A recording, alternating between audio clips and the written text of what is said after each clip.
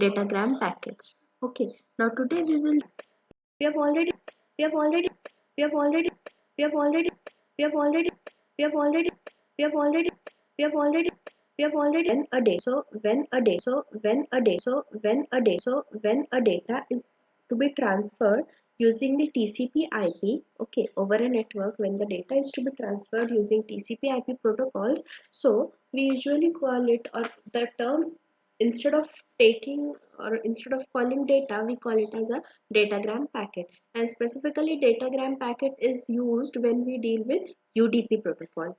Okay, now we have seen several classes and what is the role of class. Class consists of certain objects. What is the, like when we are doing a program, so how does this class and objects play role? So now we are going to see about the datagram packet class. What will be the datagram packet class? So datagram packet class will be nothing but the data which you are transferring using the UDP protocol over the internet. What type of information your datagram packet will be comprising of? Some header information will be there, then actual data will be there. What other parameters are to be considered in that data when it is being transferred using the UDP protocol? So we are going to see it using the datagram packet class. We will be seeing certain constructors under this class. So firstly, the UDP header is going to add only 8 bytes to the IP header. Remember one thing, that whatever the structure of UDP is there, so actual data size will vary and the actual data will comprise 8 bytes of your UDP header. Now in that UDP header, several other information will be there. What type of information will be present in that UDP header? So it will be including the source and the destination port numbers. Okay, we have seen, or we are well aware about what is a port number. So the source and the destination port number will be available in the UDP header, and that UDP header is specific for 8 bytes. It will also comprise of the length of everything that follows the IP header and an optional checksum. UDP header, which is of 8 bytes, it comprises of the port numbers of the source as well as the destination. Along with that, it will be having the length. Length of what? So length of the data. Okay, length of the data, length of the header. That length will be considered over here.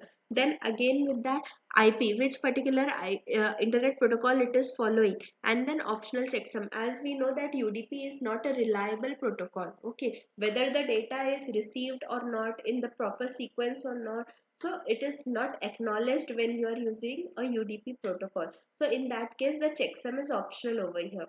Okay, then next, since the port numbers are given as 2-byte unsigned integers, see, amongst those 8 bytes, 2 bytes are reserved for the port numbers of the source as well as of the destination. Okay, so two bytes will be assigned to the port numbers, and then 65,536 different possible UDP ports are available per host, per machine. How many ports or how many UDP ports are available? So you have the count as 65,536 different UDP ports. So these two ports will have data or will have numbering ranging from 0 to 65,536. Okay. These port numbers are different from the TCP ports, as TCP is a different protocol and UDP is different, their functioning is different. So 65,536 are different reserved for TCP, whereas 65,536 are different port numbers reserved for UDP. The length is also given 2 bytes. See, amongst 8 bytes, 2 bytes are given for port numbers, 2 bytes are given for the length.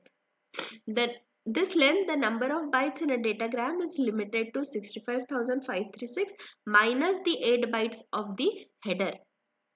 Length, no doubt, is reserved for 2 bytes. In that 2 bytes, what length it will be comprising of? It will be comprising of the length of the data.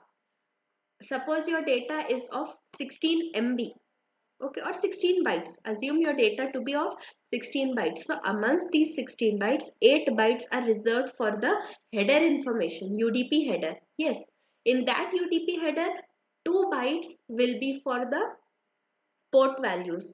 2 bytes will be reserved for the length of what? Length of the data.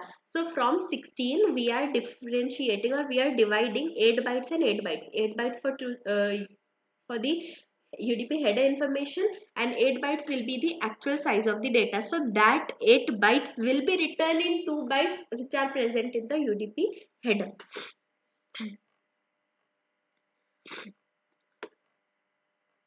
However, this is redundant with the datagram length field of the IP header, which limits the datagrams between 65,467 and 65,507 bytes.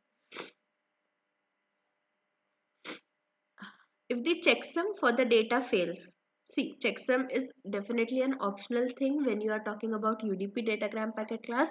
So again, if you are assuming that, okay, in my case I am taking checksum, I am considering checksum. So if it is failing, so the native network software silently discards the datagram. Whatever the datagram you are sending, whatever the data you are sending, it will be discarded if the checksum is failing.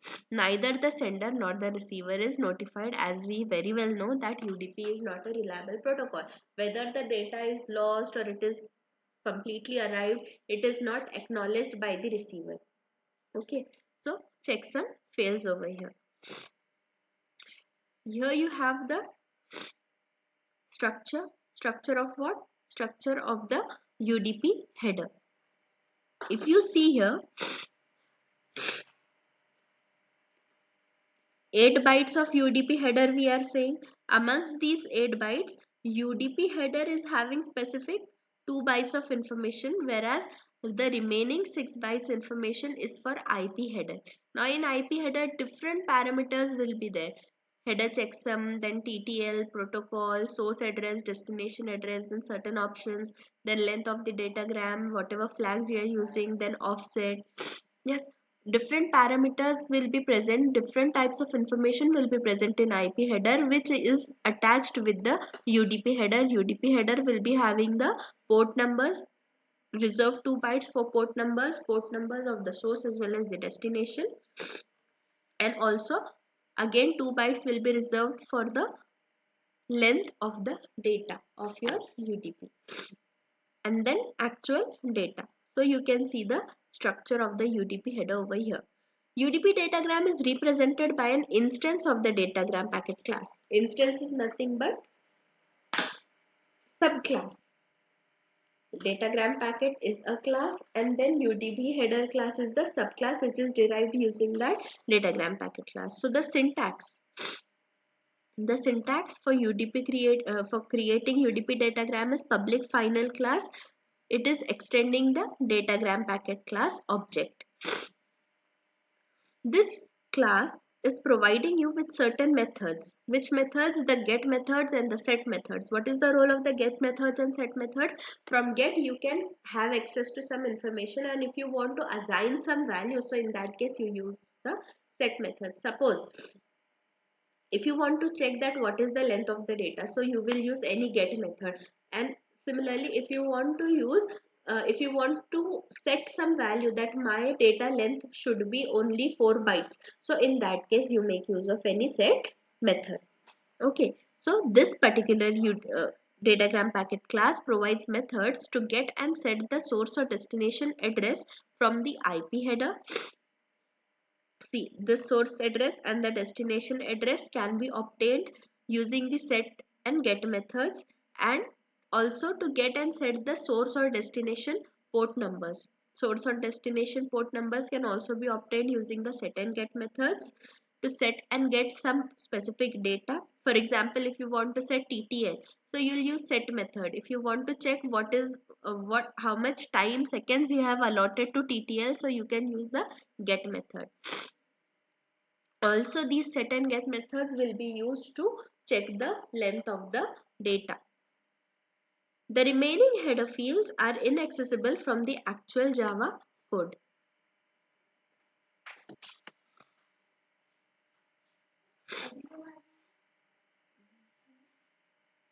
Next is the constructors.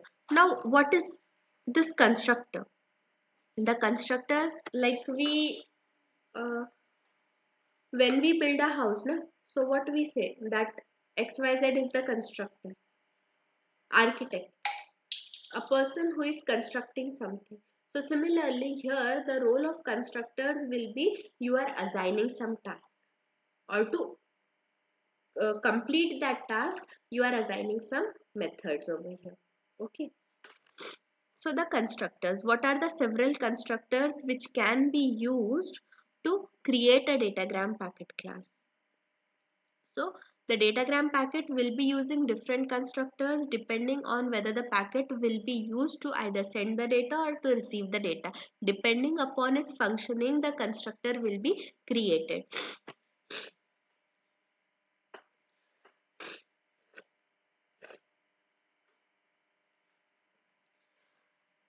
In general case, the constructor is overloaded. Overloaded, that is, it provides you different kinds of information when you are creating an object. Not to create objects of the same class that will be used in the different contexts. Here in this UDP datagram, we will be studying 6 constructors. Okay. Now, what does these 6 constructors do? So they are taking arguments. Arguments, some instructions they are taking. These constructors are definitely taking some instructions in the form of byte array. This byte array will hold the datagrams data and the number of bytes which are present in that array to use for the datagrams data. See, byte array. Array, why do we usually make use of array? To define some number that this data will be of this much size, or we are, if we want to give the limitation that the data to be received should be only of 8 bytes. If it is exceeding than 8 bytes, then the other part of the data, that is the remaining 2 MB, should be not considered. So in that case, if you are assigning the limitation, so in that case you declare a byte array. Yes. So when you want to receive a datagram, these are the only arguments you provide. In addition, the array should be empty. When the socket is receiving a datagram from the network, it stores the datagram's data in the datagram packet objects buffer array up to the length specified.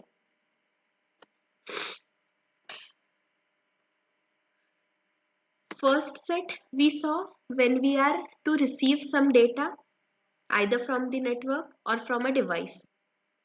Okay. The second set comprises of the constructors where you want to send some data to a device or through a network. First set for the constructors for receiving the data. The second set, the constructors used for sending the data. So the second set of datagram packet constructors is used to create the datagrams which you are going to use to send over the network. Like the first, that is the previous case, that is for the receiving set, these constructors, that is this the constructors for sending the data, they also require a buffer array and a length array. Buffer array, we have already discussed about the buffer. What is buffer? A buffer is nothing but a space, virtual space created, which is going to load your data.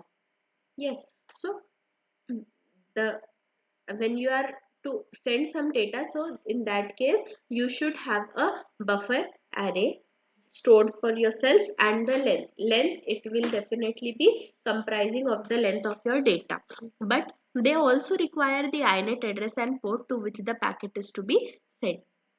Along with the buffer array and the length, two again more parameters are used while sending the data, that will be the inet address and the port number where your datagram packet is to be sent. In this case, you will pass to the constructor a byte array which is containing the data you want to send and the destination address and port to which the packet is to be sent. The datagram socket reads the destination address and port from the packet. The address and port are not stored within the socket as they are stored in TCP. It does not work the same way as TCP works.